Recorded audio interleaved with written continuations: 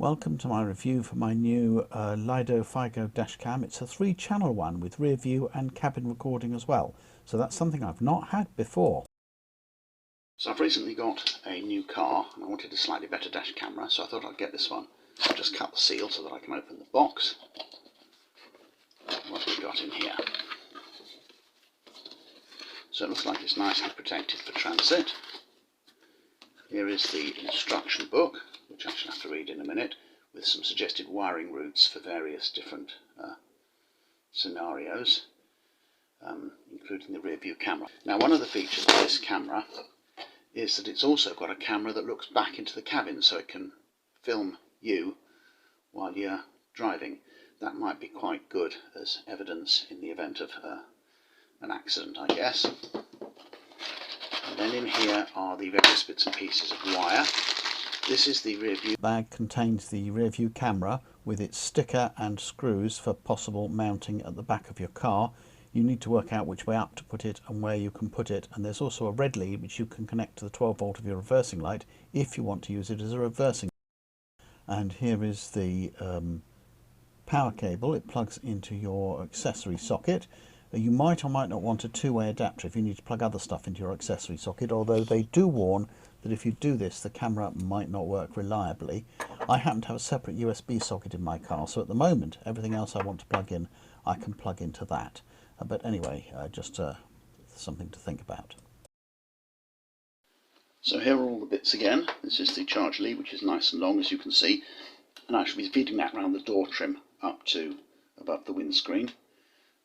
This is the rear dash camera. Again, that goes round the door trims to get to the back of the car.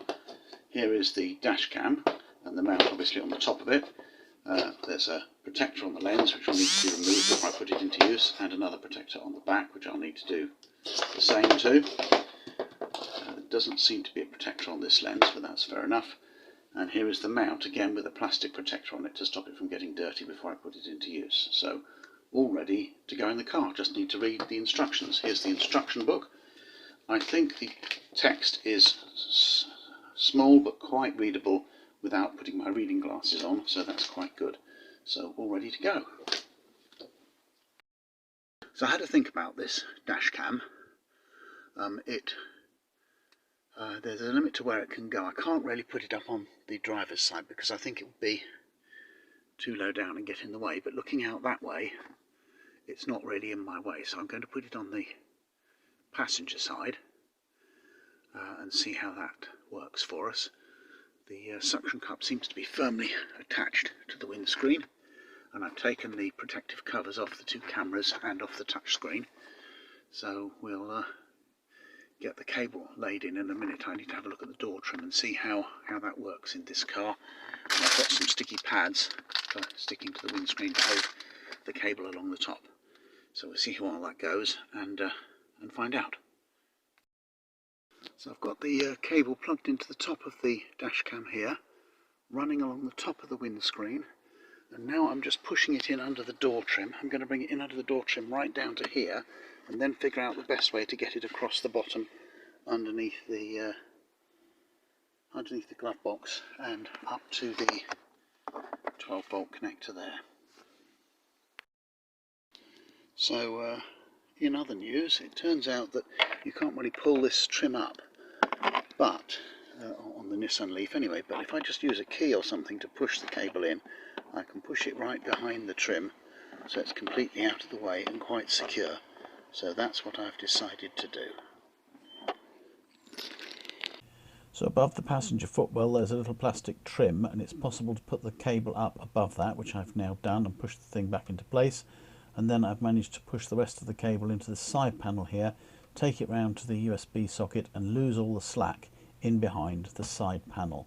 So it's all nice and neat and no loose loops hanging anywhere. So I've just turned on, and there is the dash camera. It looks like it's looking in roughly the right direction, so I'll tighten that up in a minute. Enough up and enough down, I think, and you can see that the camera can actually see me inside the cabin, and obviously it'll also see the passenger.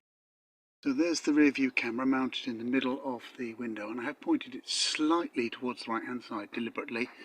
this may or may not prove to be a mistake. I've got some of these clips glued on to lead the cable back round to here. Now, for obvious reasons, the cable's far longer than it needs to be for most cars, so it's long enough for the ones that it needs to be longest for. So I'm going to try and tuck the cable in behind the door seal. It's a bit difficult to get all the cables to stay together behind the door seal, but I shall persist and see how we get on. So it's when I get to this point here on the rear door that I run out of door seal, and I need to find something else to do with the rest of the cable. I might try and tuck it in underneath the seat there and put a clip in it to hold it in place.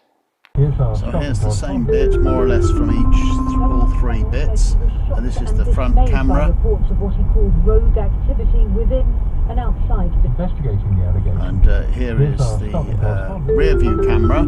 I've tried to clip off the same bit. Shocked and dismayed by reports of what he called rogue. And finally, here is the internal cabin camera, which again is supposed to be the same bit.